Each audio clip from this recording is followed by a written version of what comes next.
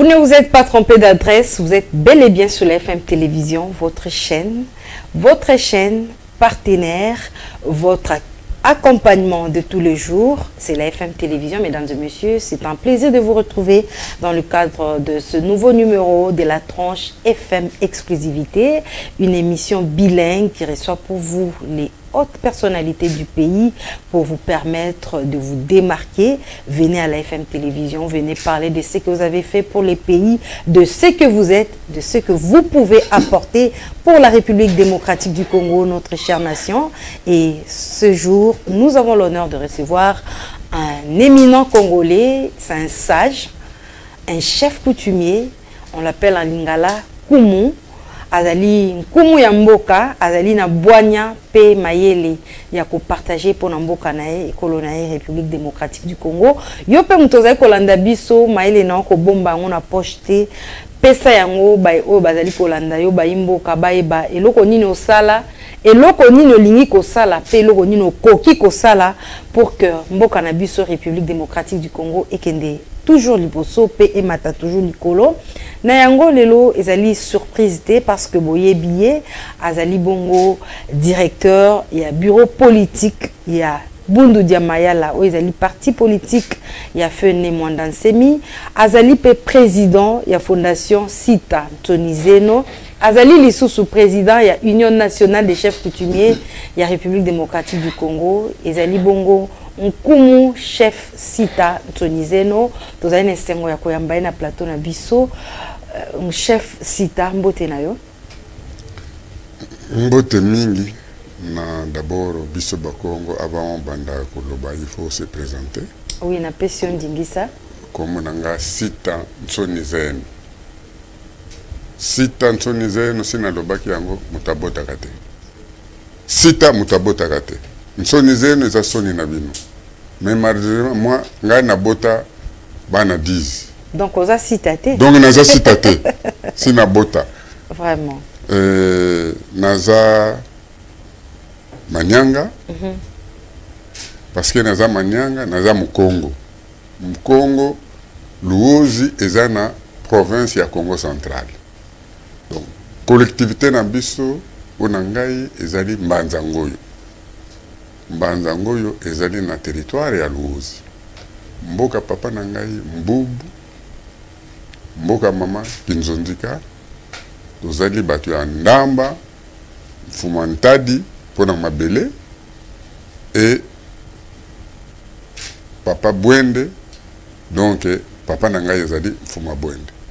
Vraiment baimbo kabalandi o malamu chef Sita Obandi masolo ya politique parce que balanda ki yo na émission précédente to sala ki na numéro eleka ki ya FM exclusivité bayoka ki yo okota ki masolo ya politique tango zaki très jeune et loko nini vraiment et suscita ki motivation non pour que okota na politique pe o évoluer mingi na parti nini bayeba yo malamu na jeunesse na yo omoni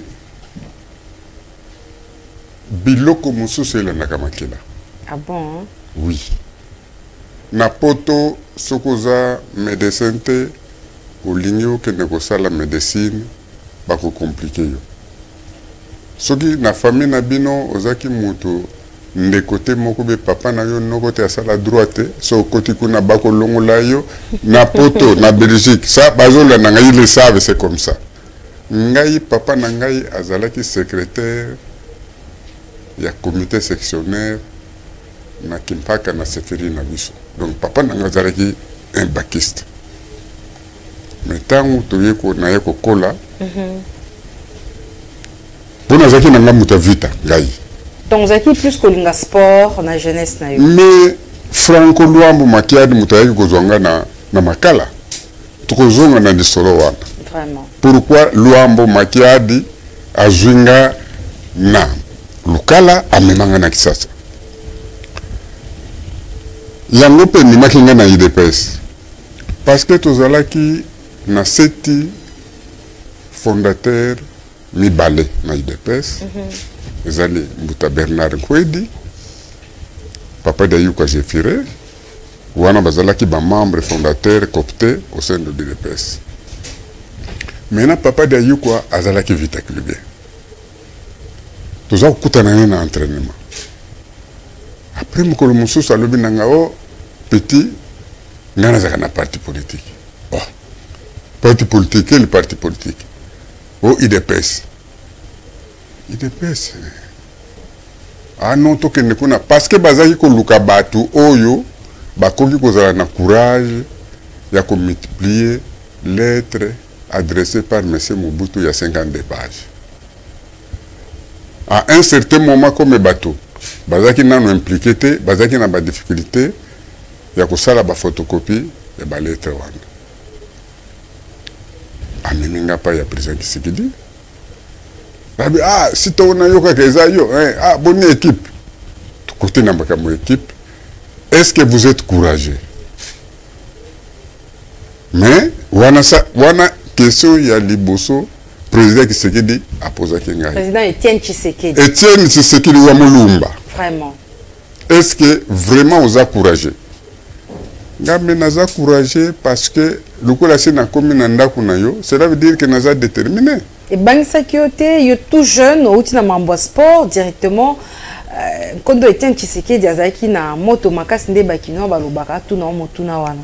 Bongo Franco yaki kozwanga na lokala nazaki na moto te. Na yebisi yo ke mama oya botingai bakangaye na ba belge parce que leki nanga wala nangai Albert. Tango akufi 2 jours papa ye pour azalaki diacre. Na mboka parce que biso na luoze na kutimi na biso soki mwana kufi bako kuna yete foko zela papa na ye bake koluka papa aye azui ebembe akoti na ona chambre abengi ngai to koti na chambre lero wana nazaki na âge ya 12 ans parce que moni biso na Kalaba Congo bazaki kokolisa bana mwana fo akola mingi avant mama na ya zoazemi.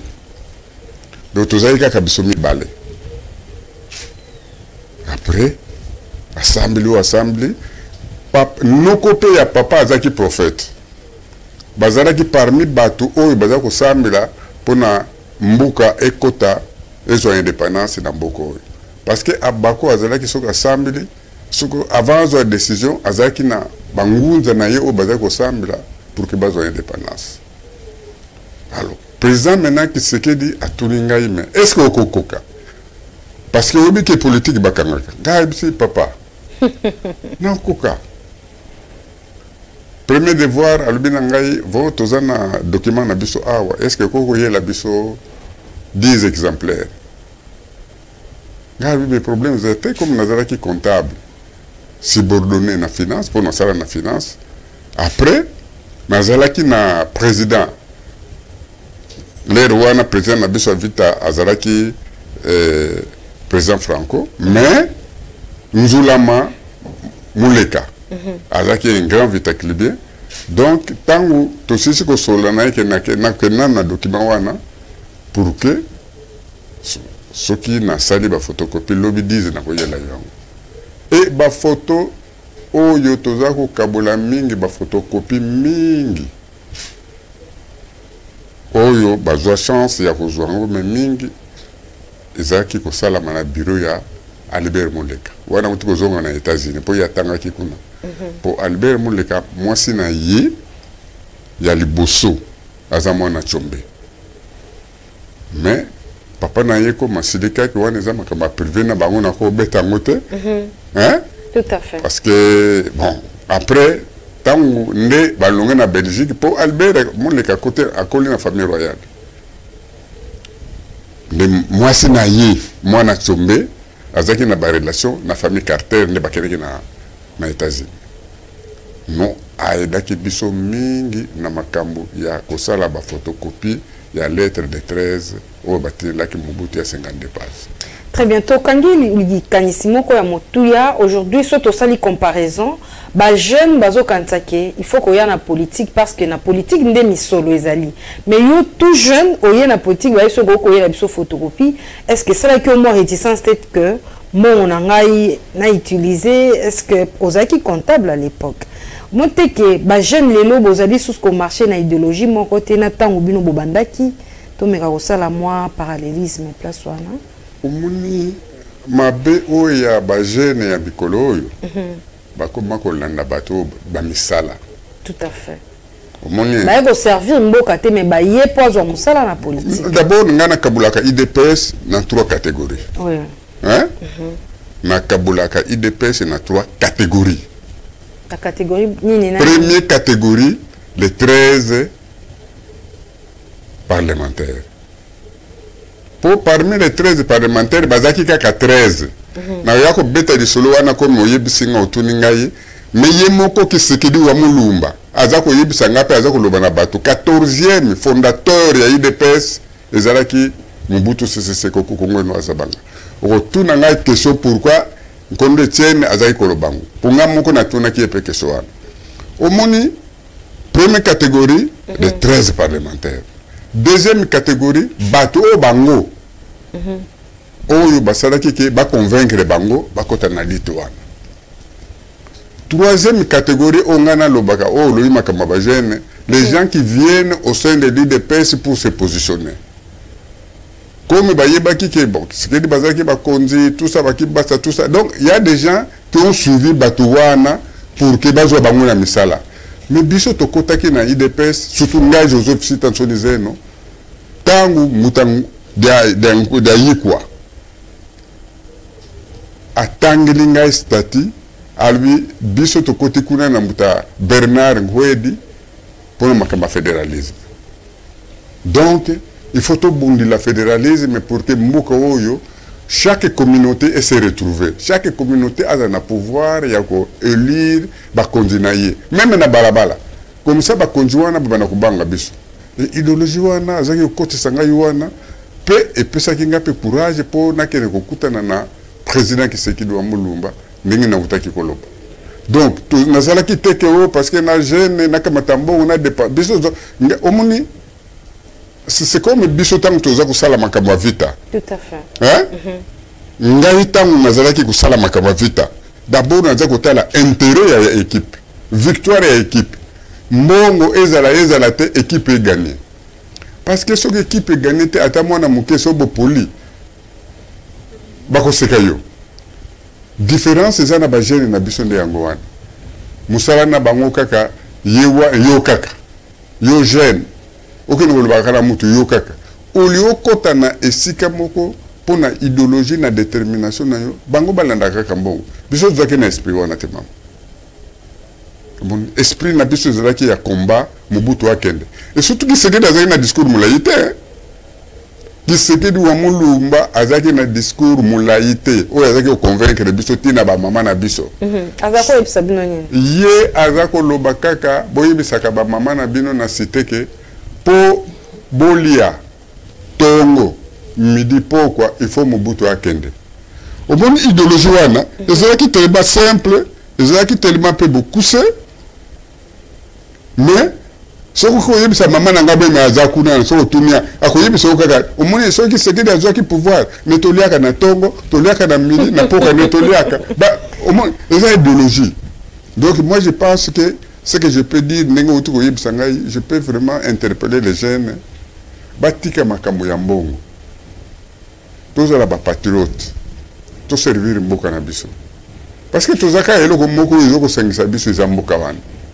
Mais ce que ezali kaka ke non ngai na lana kaka viwana parce que bango bazana mbongo bapesa mbongo grand prêtre trésor grand prêtre mais ce que moi bat au grand prêtre moi bazo na sima bazo bateke grand prêtre wana po akoma wana azana asala ki amona ki passe grand prêtre wana azana batunaye yango monaka ah mais type wana ba nomeye mais bato baza pembeni na ye bazaka ka bato moko o ya kala na kozonga na lisolo wana po bato ba reprocher ngai toi tu n'as fait que admirer Félix tout ça ozo ko soutenir mais oh Félix yo yebite ko bino bato bozala ki pembeni na papa na ye kutatika bino oh.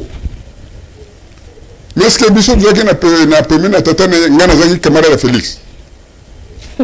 Qu'est-ce que j'ai donné à Félix? Vous avez quand même milité pour les pays. Mais moi j'ai lutté pour les pays, je n'ai pas lutté pour... Ce que papa n'a eu, azaki pouvoir. A tikinga na kimbanse ke ningi nazali. Et encore là-bas. takoloba mais Félix azala bato bazalaki ko tambola na ye bazo ko aider na makambo na bango tout ça mais c'est tout à fait normal azala reconnaissant même au mona ka bakozi mususu wana au mona ozana ye parce que tant aux landa grand prêtre wana soka commis quelque part il va servir d'abord les gens qui ont souffert avec lui ça c'est clair et net bato d'abord va souffrir na ye. Très bien, Boutasita. Tolandi ope malamu na banda uta na émission Tosaki numéro à Liboso. Ozali porte-parole ya Nemwanda Nsemi. Tonto eba lien uta ki na yo na UDPS et memayo na BDK. Isa le makindengeni. D'abord vie na lobaki awa Nsemi aza vie na ngai. Aza ndeko na ngai. Hein? Mukongo. Andeura Mukongo, ye azamuta Mongolu wala, secteur Mongolu wala, ngana za secteur ya Bazangoyo. Donc bango bazana nord, biso tozana sud. Parce que bango mboko ya mwananse mpona ke na Brazzaville, c'est comme mukolo mususu alekaki na radio, na télévision alobaki tango ba frontière eleki. Mutu oyo rezonaka. Ezaki côté ya ngama Brazzaville. Bongo parti oyo botaka bana, ezali côté ya RDC. Ya Zaïre. Alors, au sala ndenge nini mbuka boye ya ndenge za ba mariage ndenge wana ekina ukabona. Alors baka yango ateyaka biso. So kamatina na ateyaki yango. Donc yende mutu atinda ngai na IDPS. Wana parti buru de mayala esala binano te. Tangu makene ko tala ye ayibsinga nonga na ayibsinga na sana IDPS tout ça lobi. Na lion kota na parti wana lobi. Yo kende kuna zalaka kuna pour que tangu toko créer parti oya biso comme ça oya bongo organiser parti wana donc lien et bandaki ndenge wana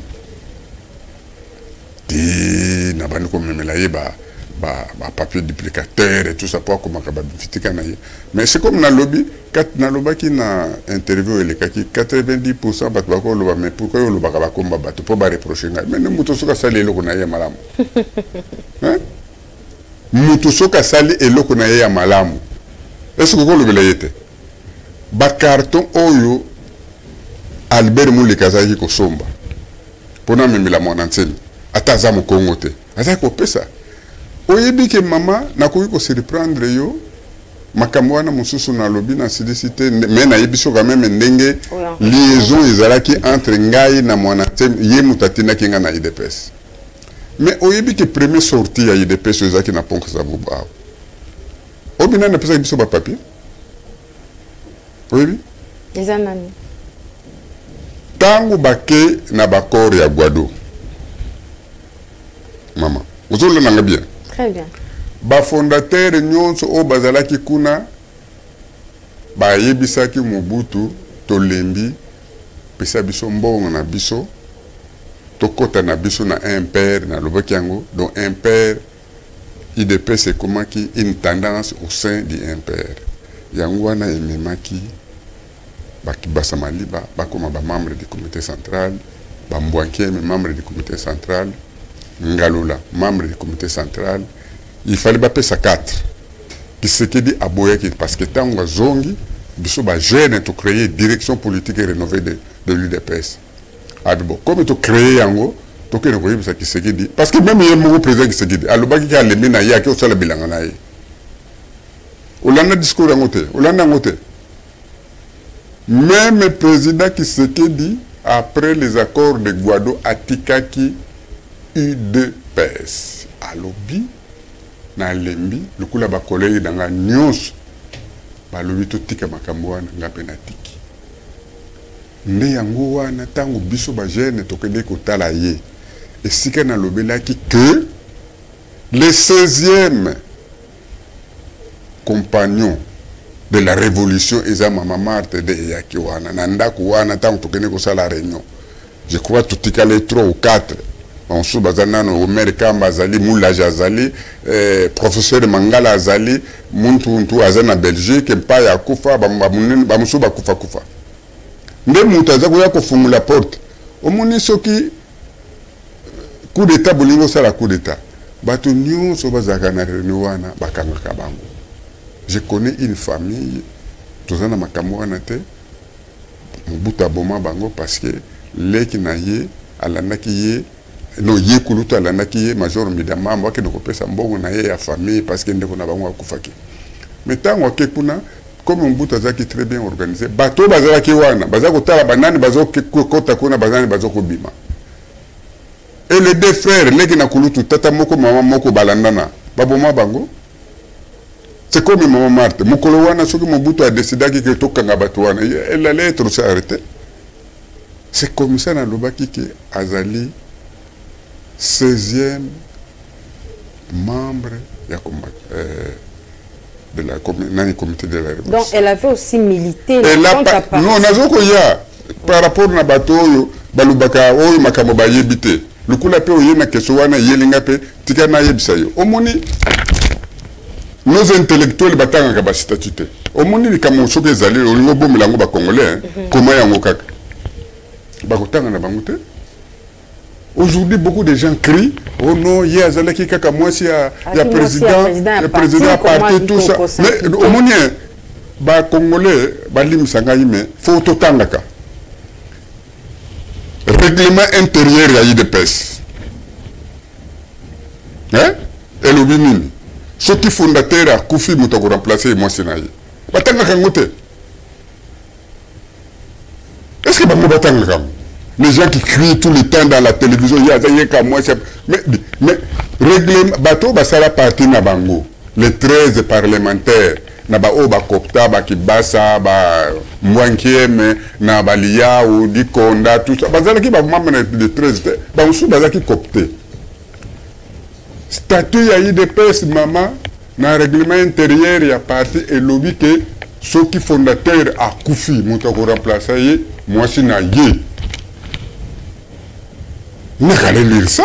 Parce que tout le monde a qui nous bimaki kalate awa entre Deyo na Augustin tant moi nous ezaki maman Martha sala qui réunion polémique et kota qui vraiment la ville à Kinshasa surtout Koloba pona nini maman Martha ko telema Koloba est-ce qu'il y a ebi maman il de paix ça zaki kara moi si à parti azaki ko mona mais akoki ko s'impliquer bon côté ce qui mobali est-ce que mbani azali azaya okufa bungo règlement intérieur à IDPS le Bénin. Bon, il y a des hauts de bateaux qui battent à Kangoudé. C'est pas de mais politique. Je viens. Même politique, il y a un qui expliqué que nous sur la politique à Bayimboka, Balanda Yango. Ou en attendant Basali, statut na bango, règlement intérieur à parti et lobby que ceux qui fondateurs à Koufi, nous avons remplacé. Moi c'est naïe, moi n'attendais, moi c'est naïe. C'est clair, c'est bien dit, c'est bien décrit.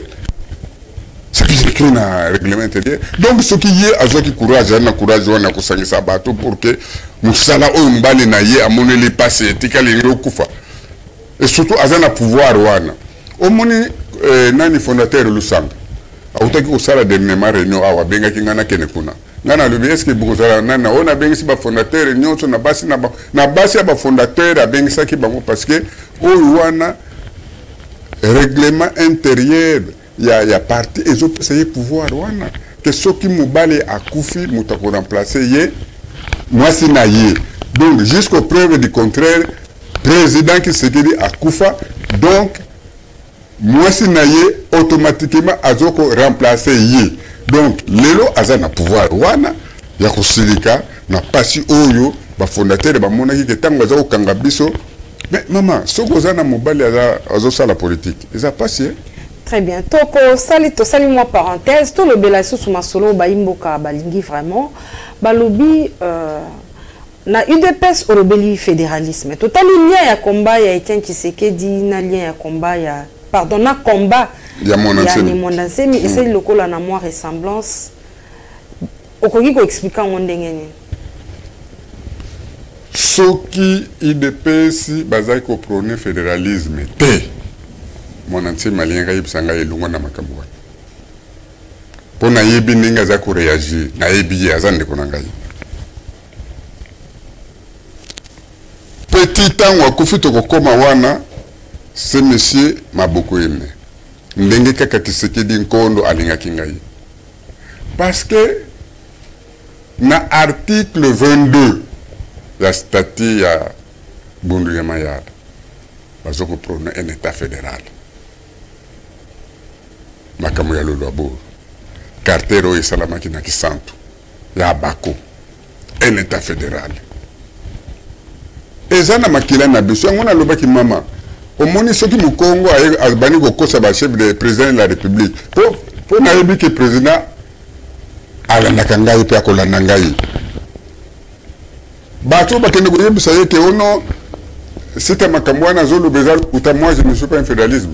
D'abord, à côté de la Bango, on a commis des lolistes. C'est comme ça, Bateau Bakoumi se positionner trop pour Nambongo. Pour na conviction, mais pour Nambongo. Article na biso na kata statut ya IDPS je reprends un état fédéral. Biso kutu wana to botamina note abako tamusuzu kibana mike cartero basalaki kuna na kisantu na ibisaki directeur du cabinet nanga adjoint Atin Loba Dokimawana qui est le secrétaire général de l'Union nationale des chefs coutumiers en RDC après ça yoba documentation c'est écrit noir sur blanc. D'ailleurs, il avait écrit même dans Roi Baudouin. Congo besoin d'indépendance. Ça lui a coûté la vie.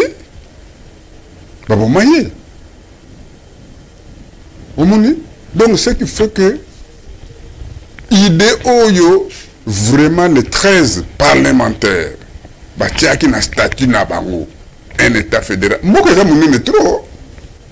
Vous pensez que pour soulager les difficultés les Congolais banzela ezalité la transport est difficile parce que banzela ezalité mituka malonga ezalité tokotina ba difficulté d'ordre social et belé sécuritaire également fédéralisme des ali moyens okoki ko limiter ba passion ya ba Congolais pour permettre na mokonzi mboka à travailler normalement au moni ils ont problème à choix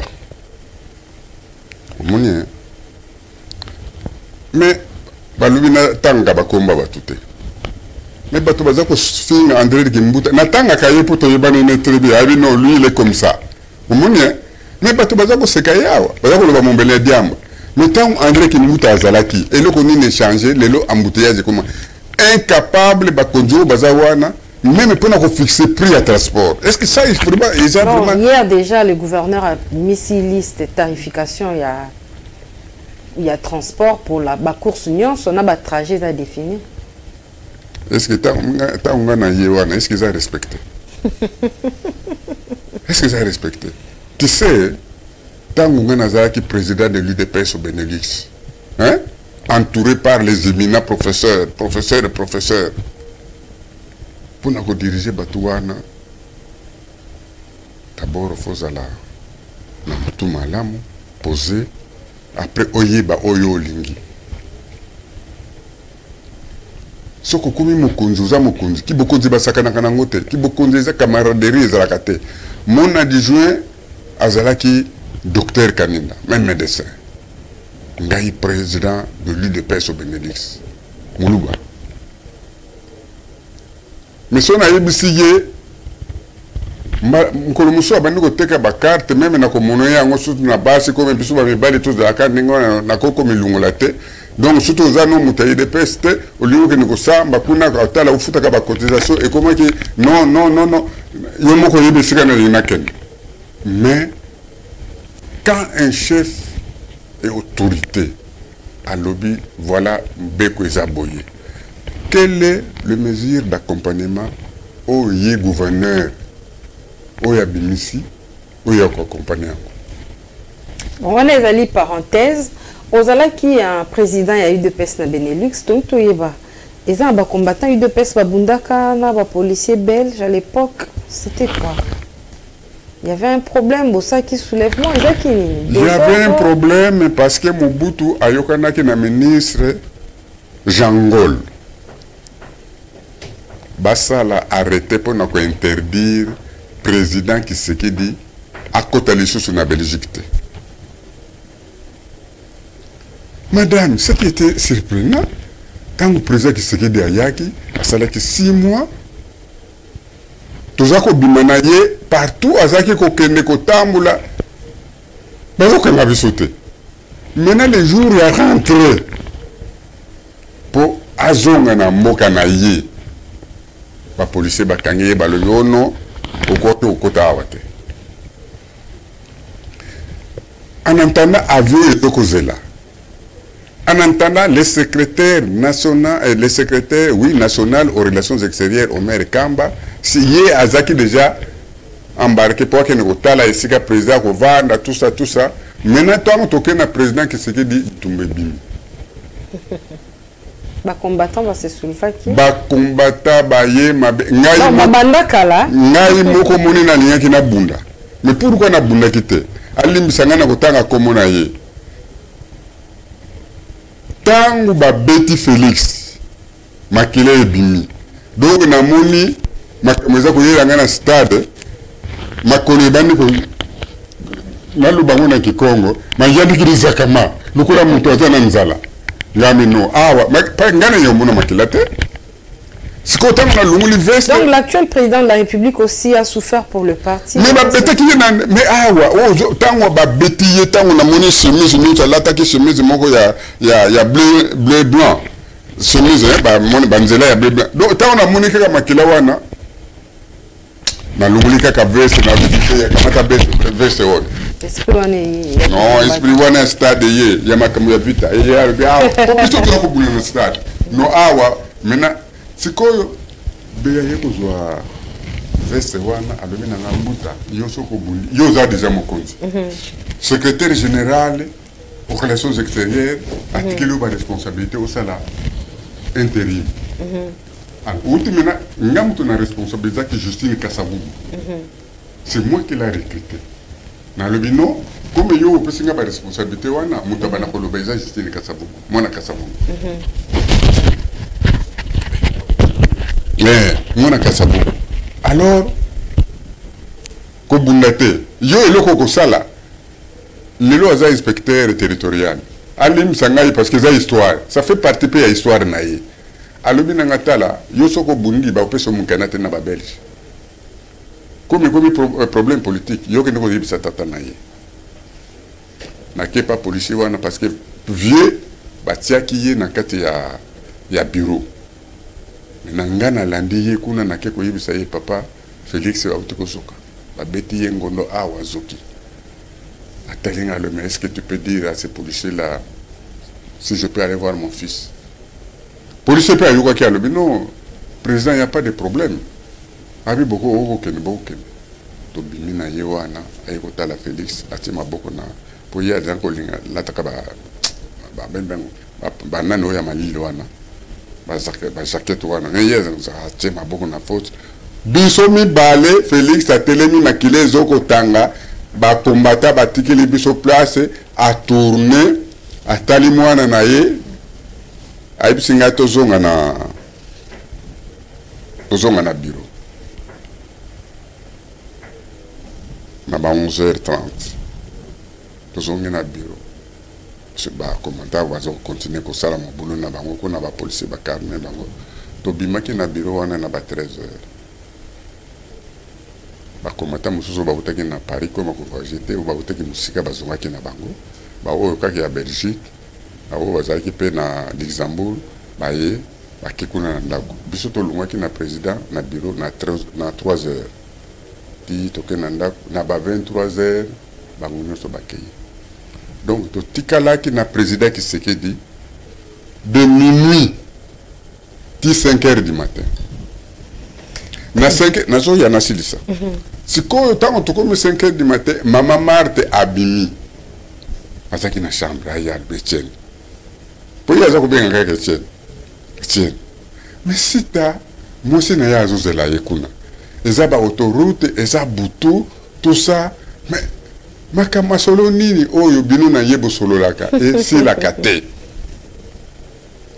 via tali kaka alobaki kamoko ngamuko sikisingai so na lobby omoni ba congolais so na lobby yango babana ko interpréter yango na ndenge na bango ba bozo luka pouvoir yango comme ko beta ba masolo wana lelo ba ba kozaki proche ya Kondo Etienne Tshisekedi ndenge bato azoloba oui non bazama yele te bato azoloba ningo yo kanisi soki na lenga ki pouvoir ata même régime sortandi na zaki pouvoir te soki lelo na lingi Tshisekedi ya nome ngai nina ko bimisa mubulu moko grave ko yamanga ata ba ko kanga ba ko beta ngai mais akoluka kaka ndi wana ba stratégie ya Nemwanda Semi yango wana na ko sala mubulu awa na lobby akozala obligé batinga na kasho na boloko mais finalement to kutana na yeka to ngana kokolo beta masolo te parce qu'il faut na loka pouvoir est-ce que oui ba chef coutumier ba pesinga les amuke donc on a le pouvoir ya ba chef coutumier ah oui nazana ngo 6617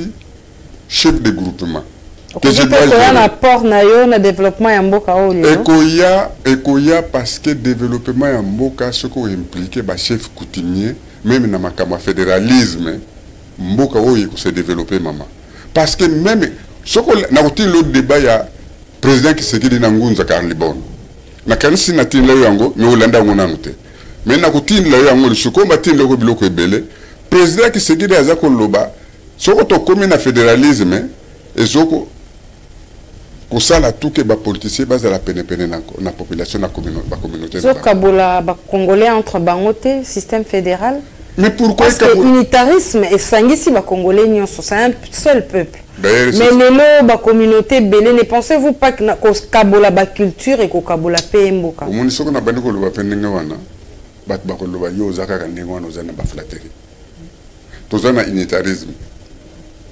makamu bazolo ba bandi ko na biso ba loba est-ce que c'est normal est-ce que ça fédéralisme les autres là ça les divisions ya ba peuple ça Muluba azonga wewa tout ça en tant que est-ce que tozana système fédéral non oh bango bazolo bakene ko kabola bato est-ce que système ndenge bato bikolo musu yini bikolo musu est-ce que tozana système fédéral yo peut déranger kayo en tant que chef coutumier mon a une frange de la population ils ont s'attaquer contre Baluba oui il y a des fois dans la capongité surtout biso bato qui permet au monien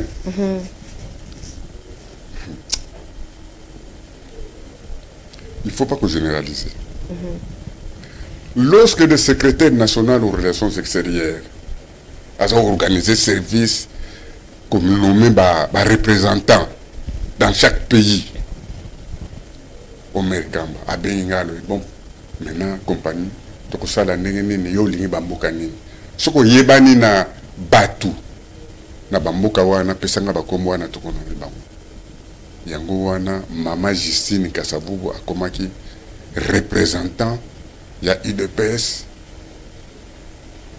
au Benelux to yo kyo kolobela komba na yo ozali combattant solo ya na pour militer pour na mboka na biso au laxi cœur na auto zaki jeune au retracer biso ba défi bozaki nango na kati ya UDPS au lobeli pe intégration na yo na BDM au lobeli pe lien ya lutte ya nemondanse mi pe ya Etienne Tshisekedi to lobeli sous apport ya ba chef coutumier tonga to loba sous motuna mususu o etali fonction na ya porte-parole ya nemondanse mi et nous konini o yo ko continuer ko loba au nom ya BDK to ya nemondanse en tant que porte-parole et directeur et bureau politique.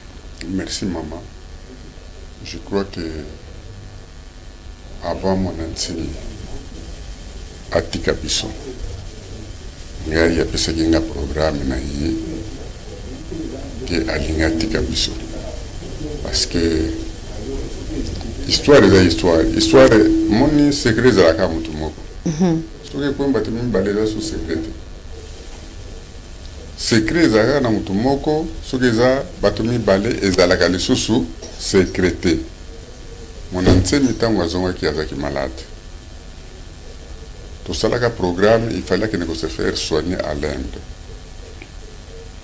aye koboya bapesi songisongi sokoke kuna baaméricain bakotinda bato baboma yo ozonga na cercueil ntango azongaki maintenant ntango azongi malade vraiment et continuer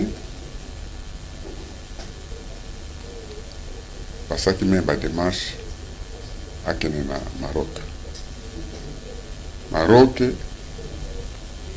pression il y a combattants en fait fidèle na biso ba makesa balobi ya ko kende kuna te parce que kuna mobuta kufila kuna ngwanda pe kende kufila kuna alors moya kende kuna ezate yepe kubanga esaliye abeninga ya lubinanga bomuta sitanga na kanisi il faut zongela programme kotuna baninga o balia ba yedebiso na kene na ende pour se faire soigner parce que ma collègue bande qui ovimba yi miso to azaki komona so bien malamu te azaki na ba rein tout ça ba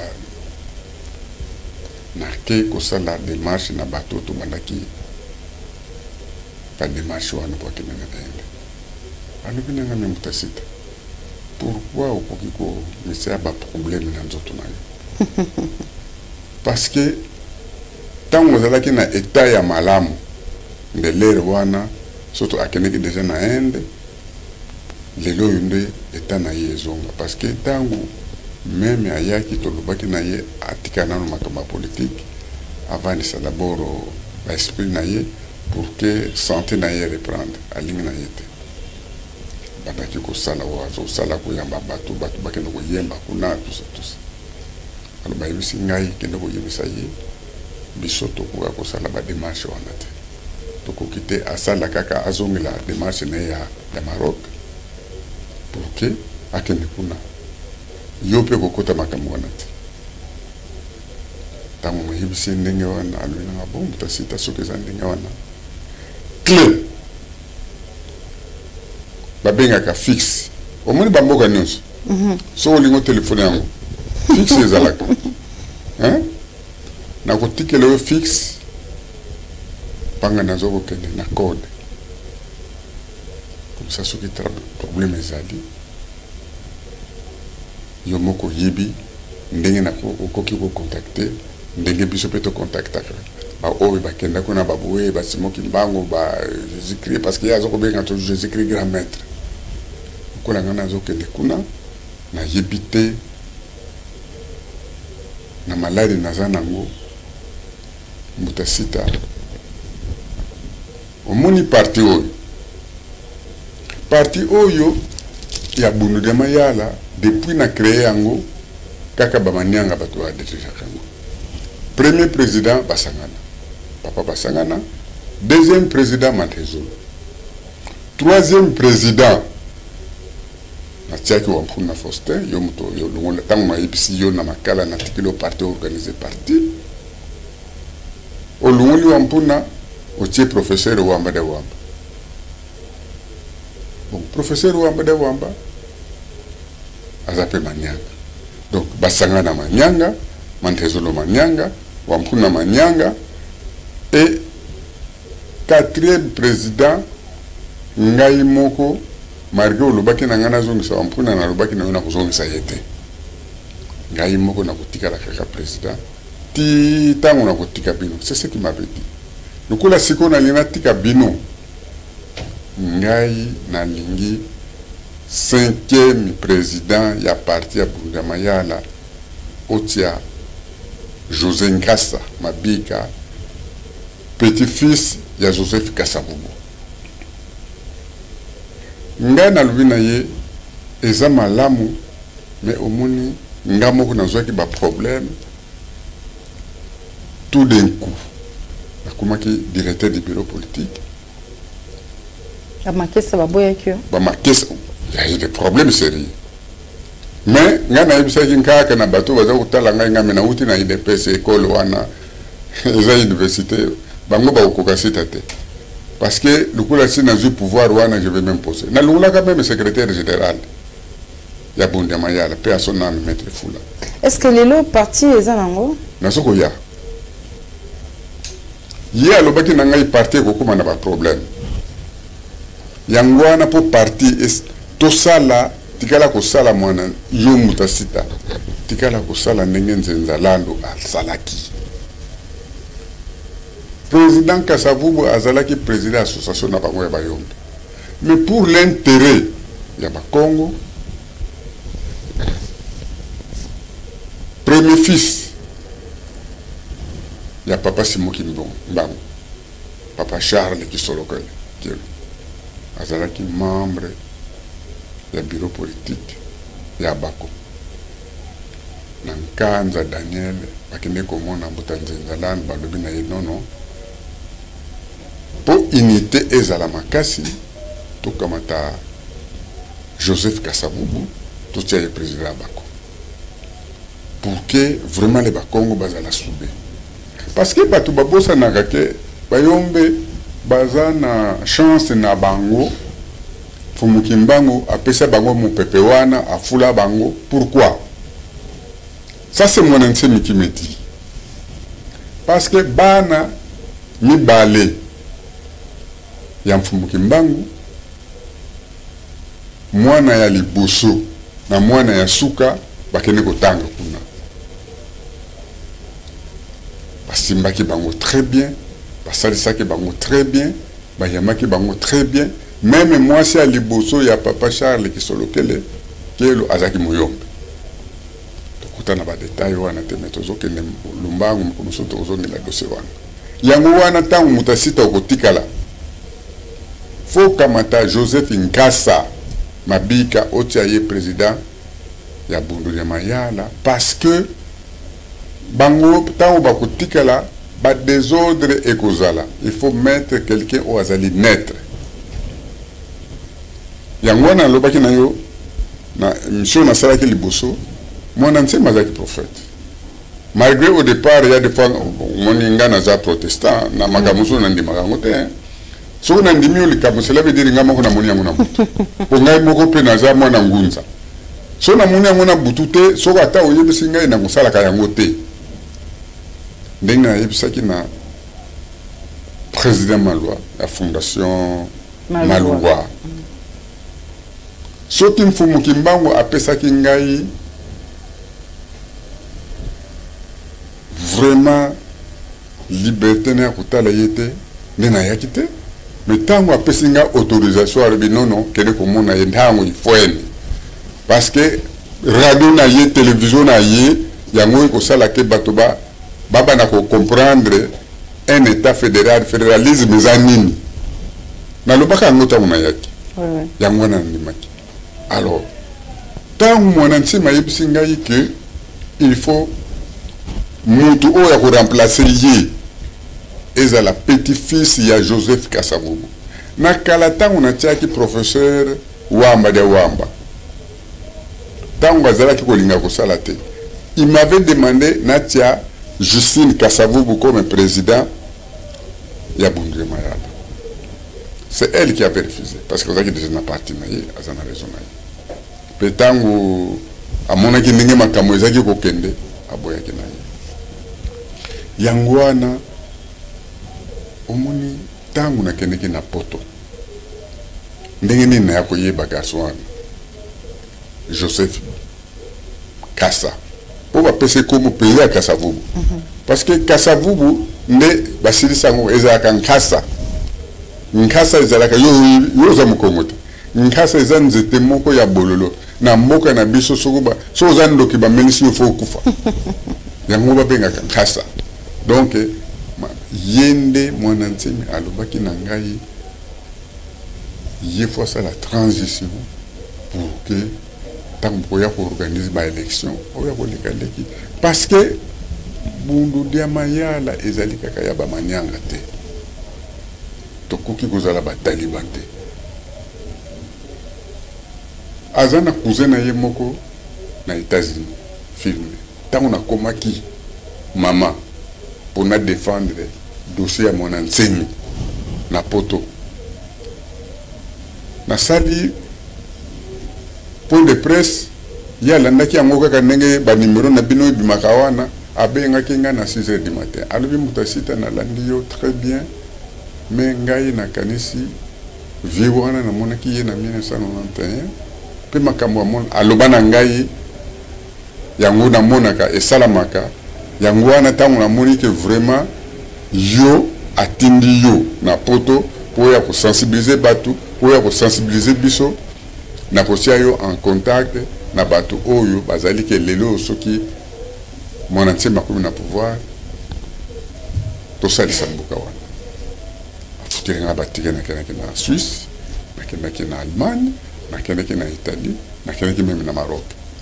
Cousin ya Joseph Kasa wazaka na États-Unis filmé ndekuna na Italie na kutanaki na mundele moko azaki déjà na projet na ye po asali la biso nzela autoroute ya Congo central même chemin de fer gratuitement ndetango na ye na sala ki programme pas moi nani na sala ki rapport pas mon enseigne mais alinga ki batia ye directeur général ya chemin de fer suite na rapport oyo wana na zwaki na Italie ngalo bina ye non ngana yebisa ki oza la PCA mais yo ozoloba no PCA d'ailleurs oyo batia ki wana za professeur mais akoki na yete tout ça bon ngai en bref ça n'a pas marché maman tango mwana ntime alobi na ngai na tikeli yo fixe na code pour soki oza na problème ocontacte ngai soki baza nango misatu mingi na opesa bango 10 jours baya na numero wana na code naza nango totie parenthèse code wana sita nsoni zenu azotala yo aza na code préfixe d'abord on est mon mathématique. Oui, naza nango je ça. On est un secret pour na yo. Vraiment. Totali mboka na biso lelo ekomi na marambo kili nde troba na lingala, marambo bili, guerre ezoko bima, ça ne marche pas, solution ekoko zani na makantina. Il faut au moni tango vita club tout ça qui n'a pas problème. Sérieux. Franco atindi ba membre ya comité na ye kia kwama vientela vie Mariano baye kotala nga na ndako kuna na Kimanzi kalobi président Franco azobenga yo parce que tozwi ba information que vous allez nanga bien très bien vite yezwi ba problème ezotambula te luambo makiada lubiboke lulukilanga mwana wana aya kupesa pe makanisi na ye lero wana nazaki nanu chef coutumier na yebisi ye président soko lingi to gagner match parce que bapesaki bango ba information bato ayimana parce que awa bato basala bato oyo bazalaki bakombo bazalaki soki sita tsonize na bimi na stade bato yimana bazako telema bakena bango bayebi ke tokopola na biso kaka tozaki kaka 3 na yimana ezalaki Pereira na bilima ezalaki Viebo na vite ezalaki sita tsonize ba musupe bazalaki na bango mais chaque likambo leader azanga gate omoni totika kapa entre parenthèses ndinga lubaki nanga bona saluer publicité te mais parce que les histoire autour d'ingai solution et vous allez négé nini oui pour mboka na biso trop de problèmes trop de problèmes situation socio-économique ezaka que yo kangezo simbate ba réforme constitutionnelle ba o ya telemi mutu na mutalobi na ndenge na amone na utiko observer na leka na ba na ete kama kamu nyonso na loba après 10 ans 20 ans yango ezo salam au sac prophétie oui oui tokozonga na dossier wana ya église qui mangisi parce que mutu oyo prophète Simon Kimbangu atikela programme wana ya mbuka oyo mutazaki nsumi po bato baye bakayete pour des raisons un jour na ko expliquer yango avant akufa salaka 3 ans na mbeto bolala kolamuka tout ça ti parce que prophète Simon Kimbangu alobaki na yeke makamu na tikeli yo okopesa ngo kaka na mutu oyo ngai na kotidela yo soki mutu wana yete okolandaka nga jamais nde ngape nazalaki na ngai na poto mokolo mosusu babengi ngai tokutani na ye solution oyo ya mboka oyo ezali na zoni na wana na kosilisa ngo suma parce que bato balobaka nga nalobaka bamakambo na kataka kaka parce que eza télévision oui eza na temps nango donc les gens doivent comprendre oui wana nazo tikila yo kaka biloko oyo ezali ke un jour okokosala émission na ye alobi dire otikaki likambo boye en suspens est ce que oko expliquer yango tout à fait nalobi na Franco boye il faut tosala salaka salaka elingi oloba nini soki boza na problème na kati ya famille il faut bato nyonso basangana balobela likambo wana po esila de quoi dialogue salaka ezaka dialogue nanu te salaka ezalaka boyokani bino na bino boza na problème ezoko simba te tout ça parce que j'étais un peu inquiet na sisa nano makama vita oyo après likamwana oyo tango vice-ministre des affaires coutumières bengaki biso makamo ebimaki kuna ngana zo yeba te soki mboko bato ya sécurité balanaka makamo tango ngana zalaki conseiller chargé de mission auprès ya conseil spécial en matière de sécurité ndina convokaki bato mibale o balobaki makamo moko kuna na Renoir na tuna ce n'est pas ko kaka bango ko tuna bango o bino bolobi e ko sala mane na ko yana no sima na lobi na franco boy ngana zana besoin ya bino nyonso na comité to sangana to sala salaka na ko pesa bino biloko ko somba so to sombi yango comme ça tozana basani misato ya comité ya ba joueur ya biso bato tozaki ko na ko loba en terme clair pour bato balingaka en terme wana ya terre à terre bato baza sona le préparateur psychologique balo baza banganga oui je fais ça abi biso pe bato to sala ka biloko pour l'équipe ye gagner faut pe biso nyonso to loba na soki muto moko azwaka moninga ne mabete parce que awa ezali mena intérêt à équipe des enjeux lokola makambo ke ezali Franco alobi na ngai okuta sauf muto mais biloko nyonso boko senga biso to futa muto ko yebisa président de la république Mobutu parce que Mobutu azaki vita kilbe atina mbongo na sali liste na PCE to stimu kolo ba président nyonso ya vita basangani muto na muto alobi makabo azana yango ba joueur j'ai convaincu ki bonge na parce que Adelar azaki un peu trop compliqué pour asima biloka bato po ye azaki na koko na ye moko waiza makaba vie privée po ba joueur mususu muto na joueur azaki na bato na ye nga esi bango oyo il faut muto nyonso afukula maboko na biso bato salaka biloko to sali salaka wana mayo wana to tia wana sani na bisi mayo oyo bokeneka ko sopango na mutu ali boso oyo adirijaki vita pono kenoko tikango na ebisaki bango biloko bako somba basombaki yango peto kendeki wana pona bango siko franco atuninga elwa mo makiari bo vraiment soko to sali yango to ko gagner Kano de Yaoundé ngami oui to ko gagner Toko gagner Kano de Yaoundé parce que ils ont qui match pour tous à la qualifier. Comme il mène à très bon pour entraîneur pour gagner coloniaux comme il fallait un entraînement président qui se dit dans quoi il s'engage n'a pas un rapport de gagner un entraînement ils ont ça là donc presque tous les jours j'étais aux entraînements. Et là quand on a cinq qui va président ngana kolinga na bana na to pousse na la to la na ye sikanga na kulala na chambre wana bo avani na alali pe wana pour ngai ba cérémonie ngana ko sala je vais le faire sur lui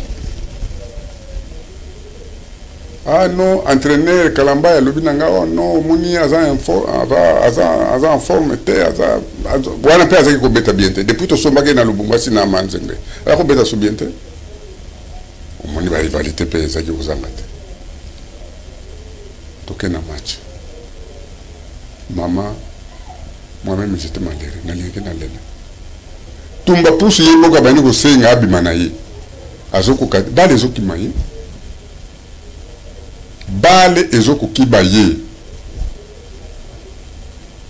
entraîneur Kalamba ya lobi na ngai meto bimisa ye kaka tokotsa mungabe te asili sakaka match je prends mes responsabilités je dis je prends mes responsabilités avant kaka itikala ki 6 minutes 6 secondes nakolo nani babenga konini arbitre c'est aligné déjà mouchoir na ye bale kiti pa na biso balingi batia biso tango ezongi na terrain ba jouer vite ba jouer yango bake tuti poto ezongi corner nangana bimi na pêcheur na bisi Kalamba na bisi yebisa mavuba bale wana kaka mavuba mutako akobwaka po mavuba zalaki soka bwaki bale lokola corner siko mavuba ngape na zoluka ya misu na ngaya na ye ekutani na lubi na ye na yebisi na ntela parce que biso toko pousse na pemeni na nananite na lobi na antere loba na ye abwaka bale kaka esika tumba pusa azali